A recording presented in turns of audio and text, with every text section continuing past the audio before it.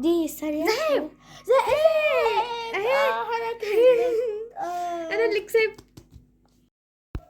ازيكم عاملين ايه؟ النهارده رجعنا لكم بتحدي جديد. التحدي دون اسمه تحدي الاسرع. اللي هيوصل للبيت الاول هيكون هو كسبان. اول حاجه بنجيب ورقه عاديه خالص وبنرسم عليها بيت، وبنطلع من البيت طريقين، كل طريق عباره عن زجزاج.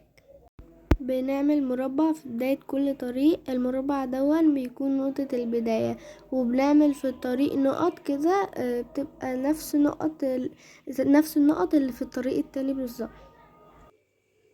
دي الدوائر اللي احنا هنلعب بيها، وكل واحد هيختار اللون اللي هو عايزه. انا هاخد الازرق. واحنا معانا كارتين، كارت مكتوب فيه ذهاب وكارت مكتوب فيه عودة. دلوقتي هنحط الدوائر دي عند البداية.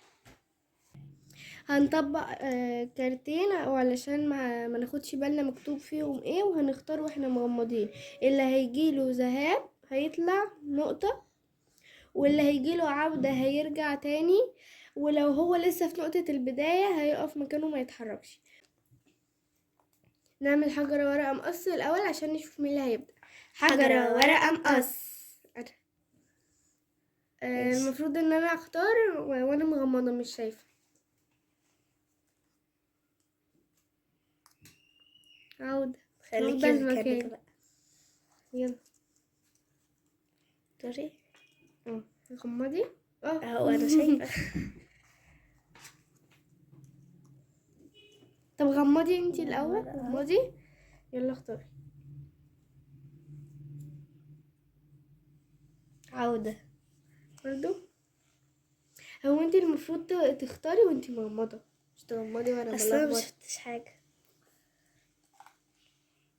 انتي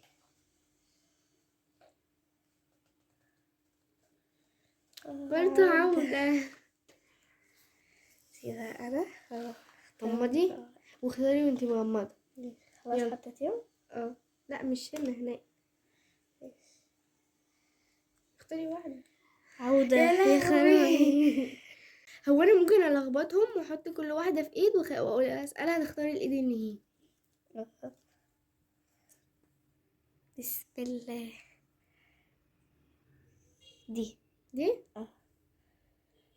عودة. خرابي. يلا هاتي.